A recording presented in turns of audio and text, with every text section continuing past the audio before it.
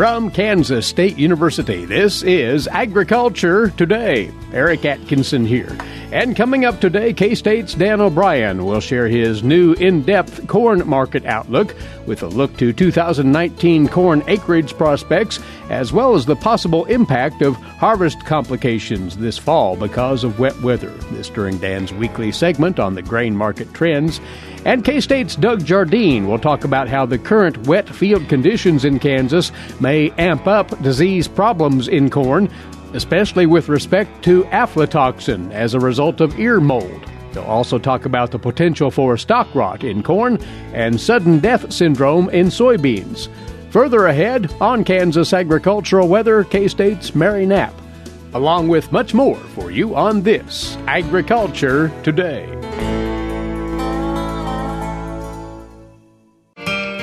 Hamburgers, roast, ribs, steak, or whatever you prefer. Beef, it's what's for dinner. Kansas cattle farmers produce 7.5 million head of cattle per year. It takes about 7 tablespoons of peanut butter to get the same amount of protein in 1 serving of lean beef.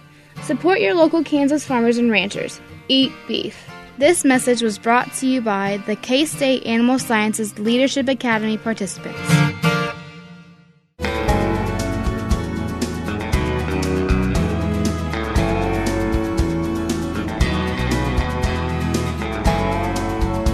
You're tuned in to Agriculture Today. As always, thanks for listening in.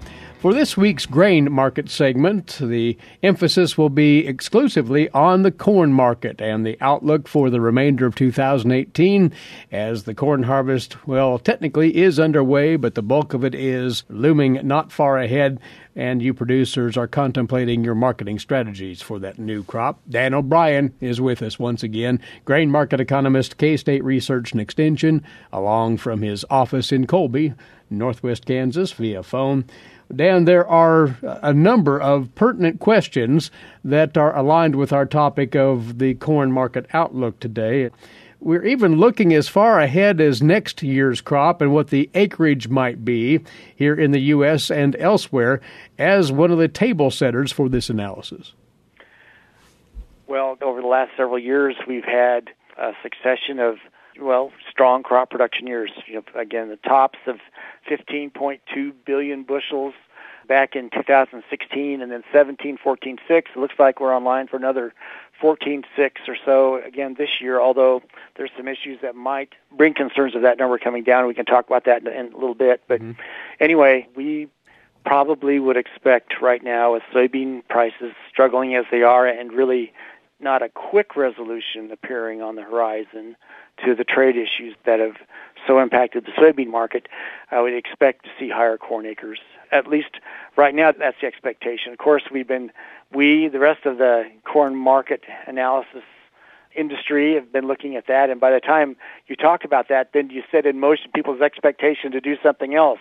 But 4 million more acres would put us at about 93 to 94 million. Take off adjustments for harvest changes, you're at 83, 85 million acres harvested. Then as we move off into 2019, again, if we look at, let's say 173 to 176 bushels per acre, you're looking at a 14.8 to 15.1 billion bushel corn crop for next year, which really is about where we have been at. Again, that there's no major crop problem in there, no other maladies that we'd be expecting. So again, as you stand here today, try to anticipate what we'd have in 2019 and don't factor in any major problems.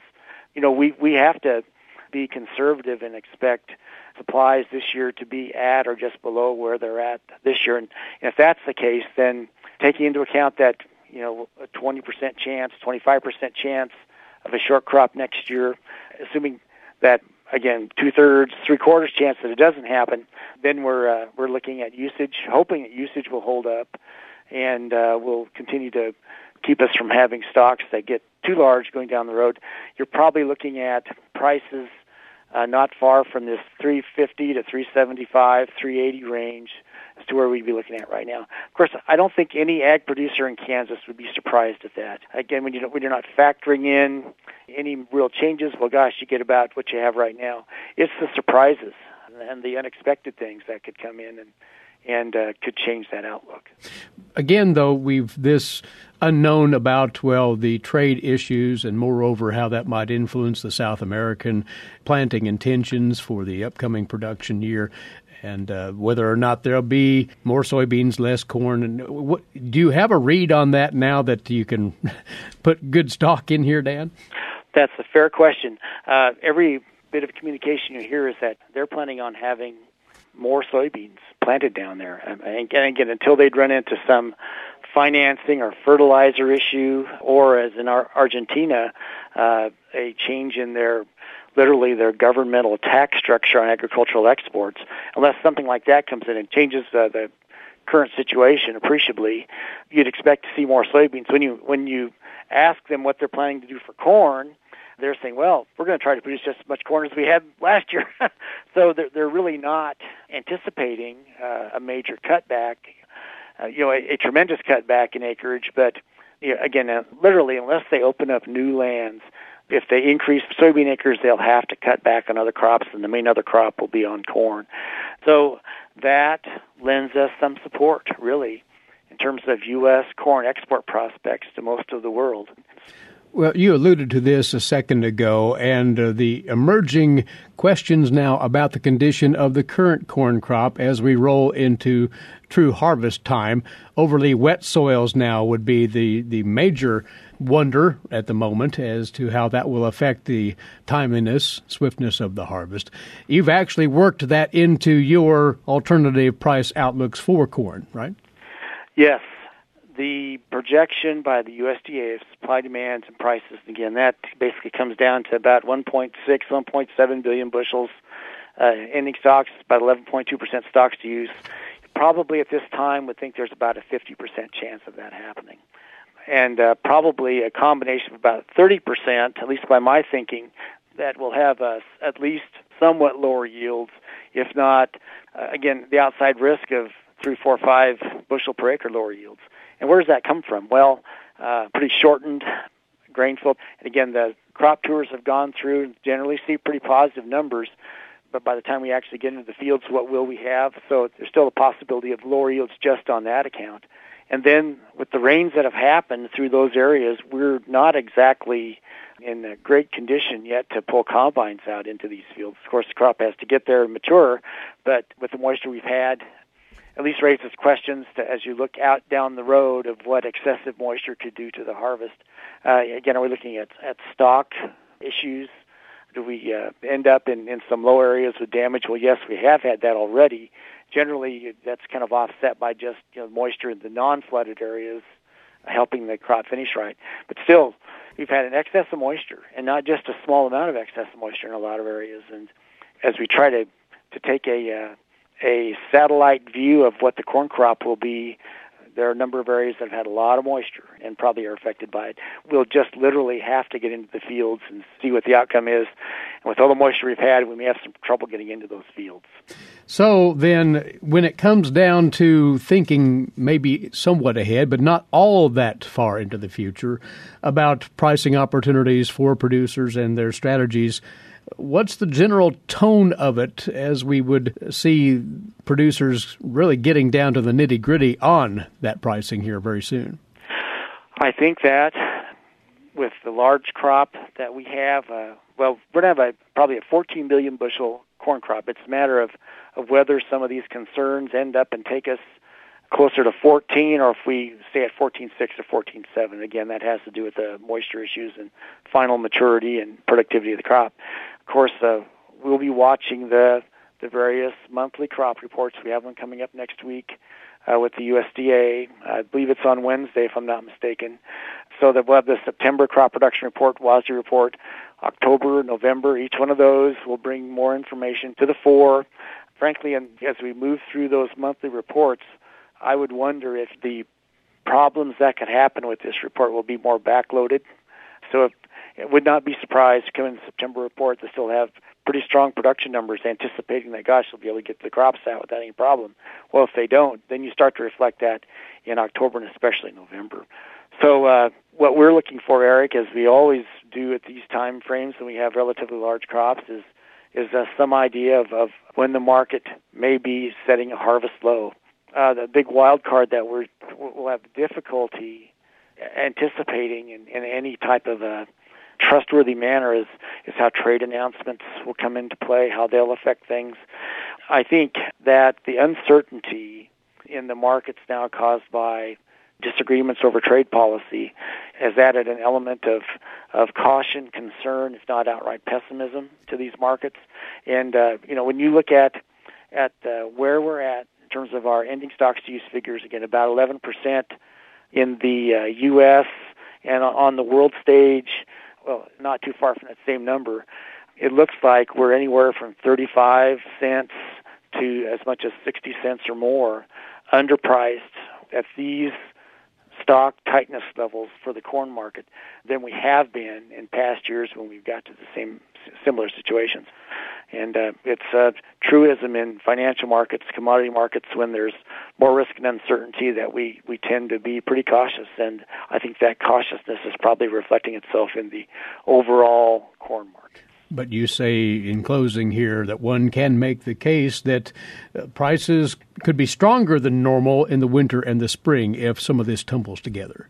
Yes, and the flip side of what we've just talked about is that if we're cautious now, as we look forward into the future, when we do move out into those time frames and the cash market starts to search around to find supplies, both here and abroad, and they have to start bidding up to find it, that's the type of scenario where you'd see the usage ending up and leading the market higher after we come through a time period of harvest time lows. By the way, all of this is written up in much greater detail, including some charts and graphs that can lend to the story here in an article that Dan has just posted on the agmanager.info website. It is simply entitled Corn Market Outlook in early September 2018. Might have a look at that, growers, agmanager.info. As always, Dan, many thanks to you. Thanks, Eric. Take care. Dan O'Brien, grain market economist with K-State Research and Extension. We'll be back with more on this Agriculture Today.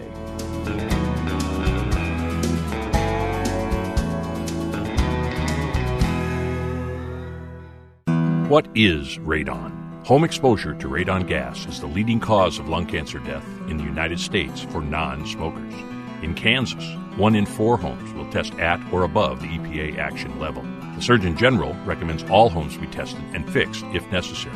Visit kansasradonprogram.org for more information. Test, fix, save a life. This message brought to you by the Kansas Radon Program, the Kansas Association of Broadcasters, and this station.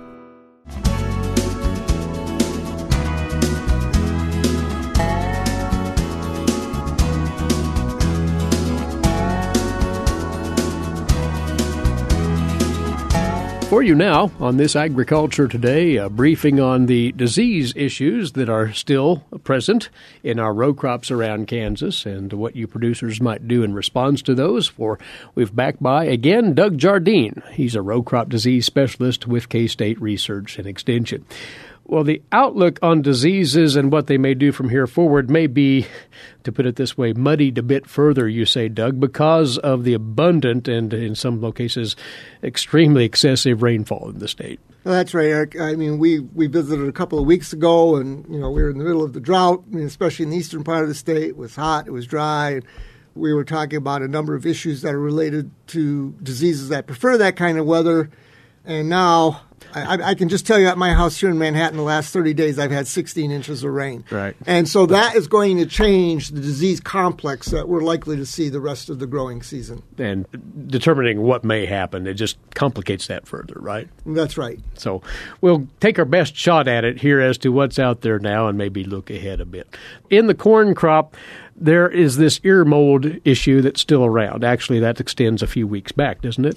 Right. So, during the hot, droughty period, there's the ear mold fungus aspergillus, which we are very concerned about because that's the one that produces aflatoxin, and it is very active in many fields. I've been in some fields where there was a field in South Miami County where 80% of the ears I checked had the mold on it.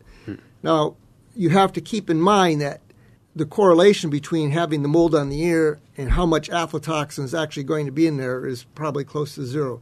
We've seen fields that have been pretty moldy where the aflatoxin levels are very low, and vice versa. We've seen where maybe it's almost hard to find, but yet when they sample it, it's pretty high. So the elevators are checking. We've heard of, down in Miami, Oklahoma, some loads being rejected already. I would say that based on my surveying, particularly in southeast Kansas, the earliest planted fields were in pretty good shape. They had matured far enough before it got real droughty down there to avoid the problem. So what aspergillus we were finding was in later planted fields. Right now, I was surprised at how little corn had been harvested in southeast Kansas, and they're telling me because it's been too wet down there now. And that's actually kind of a bad thing if you have aspergillus in your field, because this wet weather, once the fungus is there, it will continue to grow under the husk of that ear, potentially produce aflatoxin. So this might increase the potential for issues at the elevator as we get into some of the later planted corn that actually had the aspergillus in it.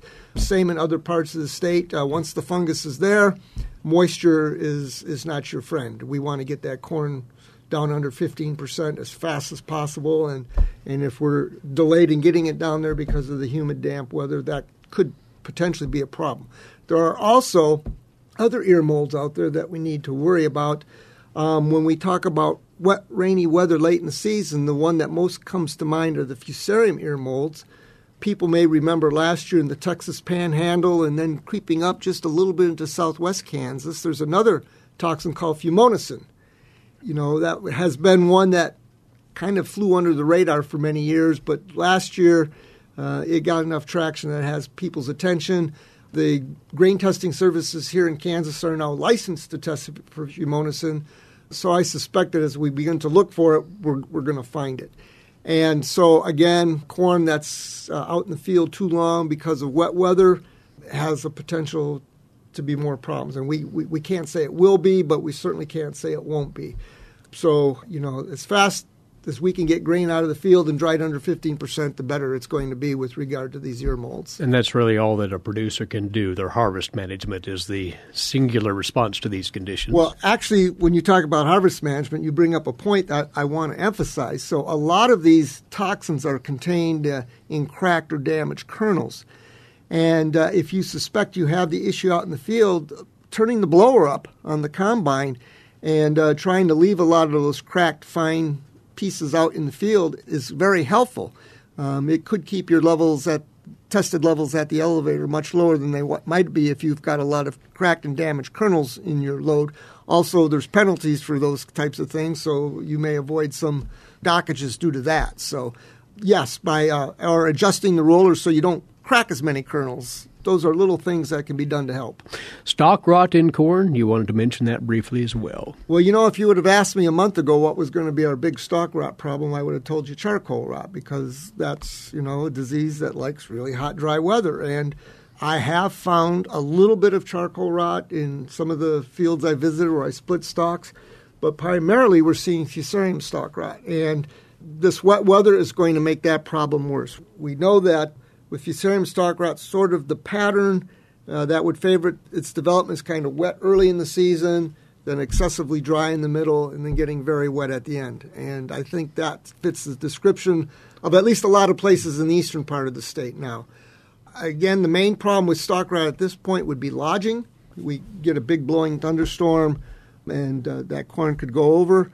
We would suggest, you know, growers that go out and check their fields. We call it the lean test. You push those stalks over to about a 45-degree angle. If they kink at the bottom, that would be an indication of stalk rot. If you let them go and they snap back in place, then you're probably in pretty good shape. And if you have more than maybe 20% lodged plants when you do that lean test, you might want to target that field for just a little bit earlier harvest. If you've got, 3 fields you can go and harvest at the same time, maybe pick that one first. Again, other than that, there's not much they can do about it at this point, but continued rain in a lot of areas will increase the potential for stalk rot. You're also going to have smaller ears on the plant, so even if the corn doesn't lodge, you're going to have a lower yield because of just smaller ear size. You mentioned charcoal rot, which can also afflict soybeans. You say the pressure from that particular pathogen may be reaching its end now, though.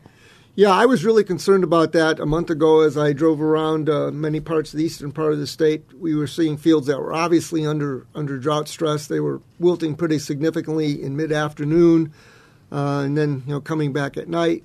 A lot of those fields now have received varying amounts of rain, but all beneficial.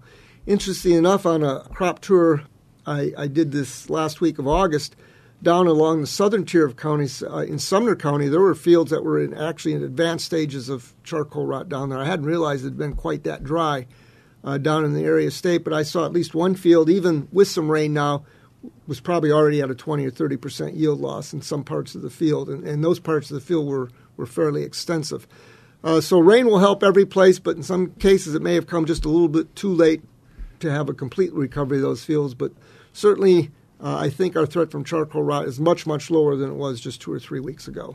Well, quickly, a couple of other potentials out there. Sudden death syndrome in soybeans, whatever symptoms of that should be showing soon? Well, and they already are showing. I've talked to some growers in the Kansas River Valley, and they've indicated that, yes, in those fields with the known history of the disease, they are starting to see some symptoms. And we know one of the recipes for sudden death syndrome is a lot of wet weather during the R3 to R5 growth stage. Many of our beans are currently in that stage, and so if there are fields with a history of sudden death, I would expect to see symptoms starting to pop pretty quick. Keep in mind that fields with sudden death are also fields that are likely to have soybean cyst nematode in them. Those two diseases kind of go together. Again, at this point in the season, nothing to be done. Sudden death is primarily treated by seed treatment, with Ilevo seed treatment working very, very well. It doesn't eliminate sudden death, but it reduces it significantly. So, again, fields with a history of that next year as they're buying their seed, they need to be taking a look at a seed treatment package that would include sudden death protection. And one further thing you wanted to bring to growers' attention, there may be a selection of seed quality diseases, to put it that way, afflicting soybeans out there. There are. There's 3 diseases, pod and stem blight and purple seed stain and anthracnose. Those are all diseases that don't have any foliar symptoms, so they're very difficult to tell that you're out there. But when it remains wet during the grain fill period and then even as we get into R6 and R7, wet weather will promote those diseases. They're going to, in the case of purple seed stain, you get purple seeds. With anthracnose and pod and stem blight, you'll get shrunken seeds that are maybe brown in color, or they may have a white crusty color over them, and they're probably going to get docked at the elevator with that. Our 5 fungicide application can be very effective, but honestly, without foliar symptoms there, should you or shouldn't you? I would take a look at my yield potential and what the rainfall potentials are. You can expect maybe at most about a 5% yield bump. And if you push the numbers on what your yield potential is times 5% and what the cost of your fungicide application is, it'd be something to be considered. That's a touch-and-go decision in many circumstances. It's never an easy decision. Right. That's for sure. But be aware of that possibility of those seed diseases that might afflict your bean crop. Doug, as always, we appreciate the roundup, and we'll likely have you back again soon, given our recent weather patterns. Thank you. You're welcome. He is Doug Jardine, row crop disease specialist with K-State Research and Extension, and a quick update on those disease pathogens most apparent in our row crops, corn and soybeans in particular, currently. You're listening to Agriculture Today, and we'll be back after these moments away. You're tuned to the K-State Radio Network.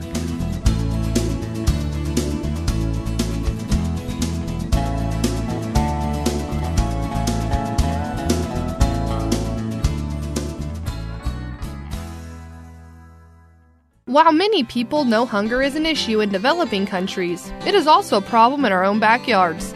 In 2010, 1 in 7 Kansans struggled to put adequate food on the table. 2 K-State Research and Extension programs are tackling this problem. The Family Nutrition Program and Expanded Food and Nutrition Education Program reach thousands of Kansans in more than 70 counties. They learn how to eat healthy with a low budget. For more information about these programs, visit ksre.ksu.edu.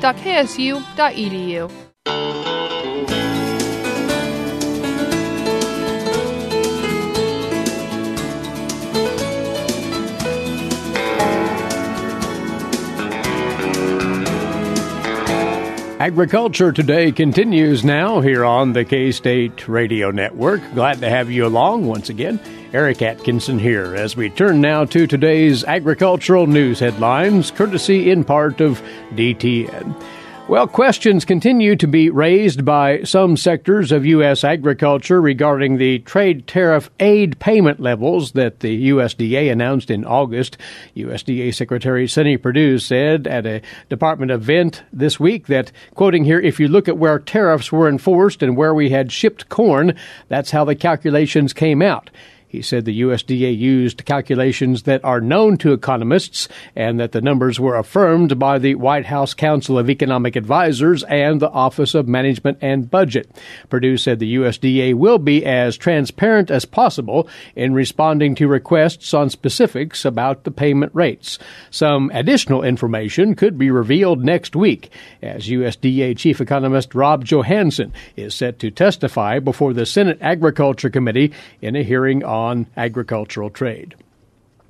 Meantime, the comment period on tariffs that would be put in place on another $200 billion in Chinese goods ended yesterday, and President Trump said that the U.S. will keep pushing on China. Quoting him, "We have done very well in our negotiations with China, but we are not prepared to make the deal they would like us to make."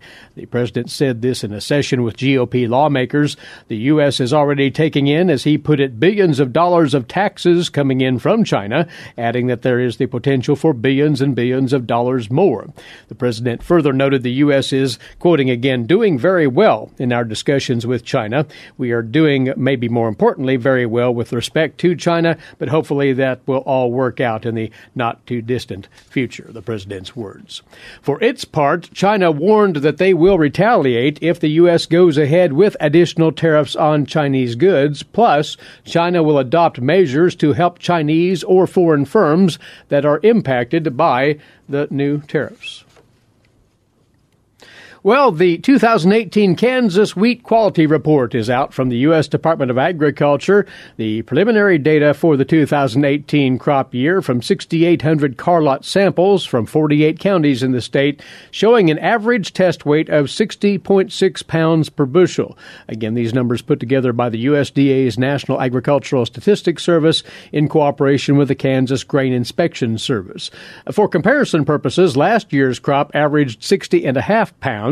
The 10-year average was 60.7 pounds per bushel. Protein content averaging 12.3%. That was up just shy of a percentage point from 2017 and equal to the 10-year average. The West Central District of the state having the highest protein content at 12.7%. Statewide moisture content averaged 11.4%. That's above the 11.3% last year and the 10-year average of 11.3%. The samples of wheat grading number 1 at 71%, up from 67% in 2017, 27% grading number 2 compared to 30% last year, and 2% grading number 3 or below. The collection and publication of this report, by the way, funded by the Kansas Wheat Commission. And researchers at Kansas State University have been pioneering new advances in wheat improvement via a process called gene editing. Now, through the Kansas Wheat Commission, wheat producers have made a major commitment to assuring that that work continues to move forward. Marcia Boswell has the story on this week's Kansas Wheat Scoop. The Kansas Wheat Commission has announced that it is putting its support behind a technology being advanced at Kansas State University, and that one researcher says will bring many new discoveries in improving wheat. The university has been working with wheat gene editing since 2014, and recently published findings of a study in which they successfully increased seed size in a cultivar of wheat. According to Edward Ockenoff, K-State professor of wheat genetics and pathology, this is our first product that shows that the system works and that we can effectively apply it and affect a trait in wheat in a positive way. Gene editing is a technology that gives scientists the ability to improve an organism's DNA, essentially by repairing a gene that is producing an undesirable outcome. K-State scientists have evaluated the entire wheat genome to identify individual genes that affect such traits as disease resistance, drought tolerance, seed size, and more, then use a protein known as CRISPR-Cas9 to introduce changes into a DNA code. CRISPR-Cas9 acts as a sort of molecular scissors to cut out the undesired part of a target gene or to introduce new parts with improved properties. Aaron Harries, Vice President of Research and Operations, says the Kansas Wheat Commission has recently funded a gene editing project in Akinav's lab at K-State to identify wheat genes that can be edited to promote improvements in yield and quality traits. He said most Kansas producers are supportive of gene editing.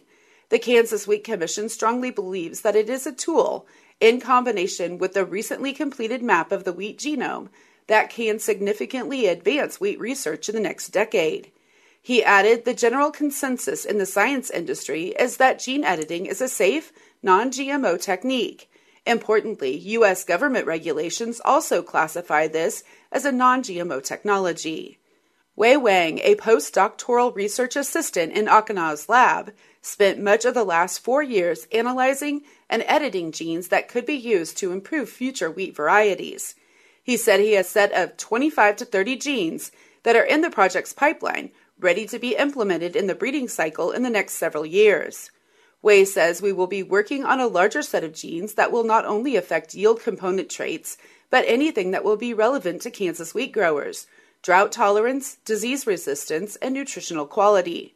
There are a large number of genes that we will be considering in the future within the scope of the wheat gene editing platform. Harries says wheat's genome is 5 times larger than the human genome. The recently completed map of the wheat genome, timed with the emergence of gene editing technology, means that we could be entering the golden age for wheat research. For Kansas Wheat, I'm Marcia Boswell. Thanks, Marcia. This reminder ahead of the break to listen to the podcast version of Agriculture Today. We'd invite you to visit agtoday.net, or using your podcast app on your mobile device, you can type in the search keywords Agriculture Today Kansas. You'll find the program there. Just tap the subscribe button, and brand new episodes of our broadcast will automatically arrive on your device every weekday. agtoday.net is the place to start there. Well, we had some monumental rainfall in several Kansas locations this week. Were any of those record-setting? We'll find out when we talk in a few moments with K-State's Mary Knapp. That's next after this break here on Agriculture Today. Legal and financial concerns surround the day-to-day management of the agricultural industry. Producers, ag creditors, and USDA agencies rely on Kansas Agricultural Mediation Services. If you've received an adverse decision from the USDA or have an ag credit concern, call today, 800-321-3276, or visit us online, Kansas Agricultural Mediation Services, exploring options, generating solutions.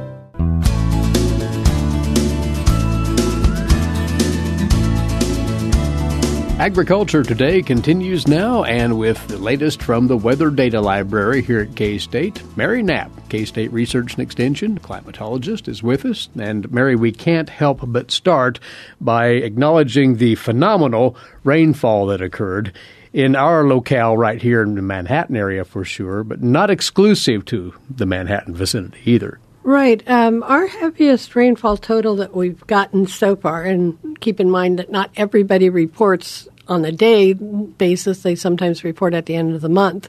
But what we've got, the Kokorah Station, 9.8 miles northwest of Manhattan, tops with 11 inches.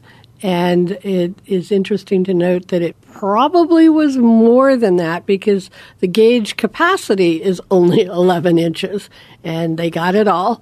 Other reports in the Riley County area were in the 9+ inches, but it's interesting to note that as you move further south in Riley County, the amounts tapered off very quickly. And south of the river, they were looking at 2.25 inches. So again, very concentrated as you go up into Marshall and Clay counties, Washington counties, Jewell counties.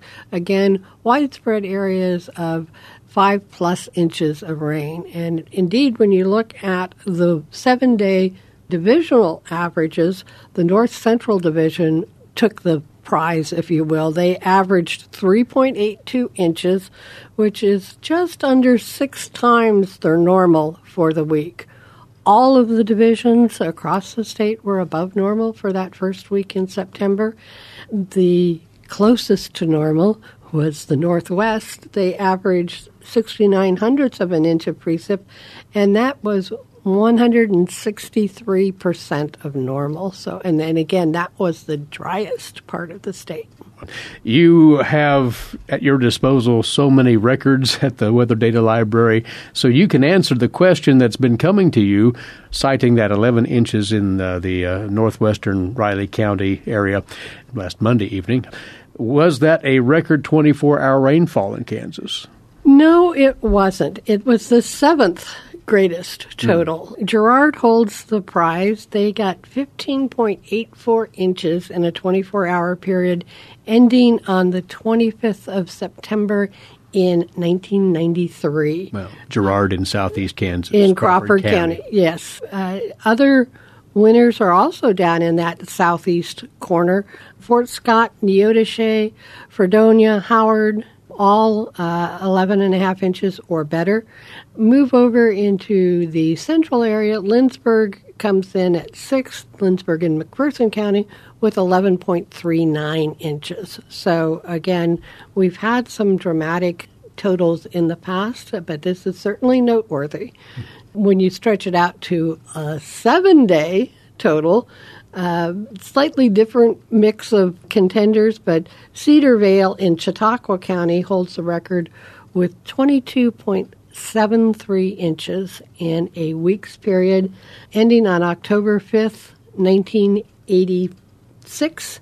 And what's really interesting to note with that is there's a little plus sign by that indicates that occurred on more than one occasion prior to that most recent event. We have some in 2007 in July. Greenwood County, Fall River Lake had 21.48.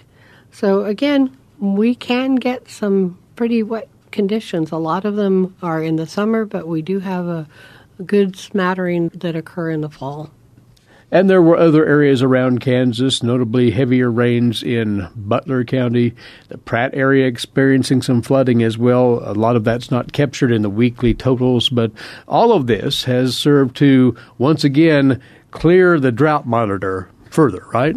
Right. We've seen significant improvement. Keep in mind that a lot of the rain fell after the cutoff date, which is midnight on Tuesday. So anything that fell after that will be in the next round of drought updates. But basically, west of Salina is considered drought-free. There was at least a category improvement in all of the areas in the eastern part of the state, except for the area of exceptional drought around the Leavenworth, Wyandotte, Douglas County area. And that is mainly because they have not benefited as much from the rains that the rest of the region have seen. They've pretty much been out entirely. In fact, contacts in the Leavenworth County area were checking up on us after the flooding rains in Manhattan, and they had yet to see any rain at all. So again, that's the disparity that we're getting. When we look at the remnants of Tropical Storm Gordon, that is anticipated to go up through Arkansas and Missouri, but that west edge may clip that area of eastern Kansas that still needs some additional rainfall. Now, once this weekend passes, the remnants of Gordon move completely out and to the east. We're looking at a dry spell for the next week, you say? Right. There is a ridge building that is expected to shift that moisture further to our east, and we're looking at drier than normal conditions for the next 8 to 14 days. The temperature is expected to be on the warmer than normal side. That does not necessarily mean we're going to jump back into the hundreds, but as we move later into the fall, our normals also continue to drop. So a high of 90 would be above normal, where previously that would be seasonal.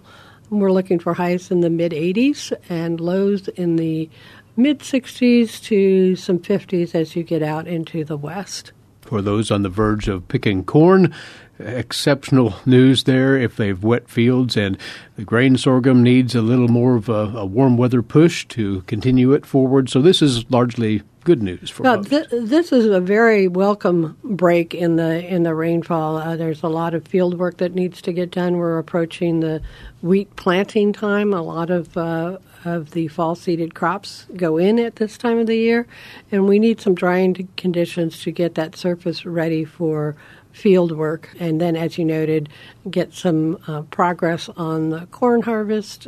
So a couple of weeks of dry weather now would not be amiss. Well, it's been another interesting week weather-wise in Kansas, Mary, and we appreciate the recap. Thank you. Thanks, Eric. And enjoy your weekend. Mary Knapp, climatologist with K-State Research and Extension on Kansas agricultural weather. Do enjoy your weekend as well, and please rejoin us here on Monday, won't you? Until then, Eric Atkinson for Agriculture Today. This is the K-State Radio Network.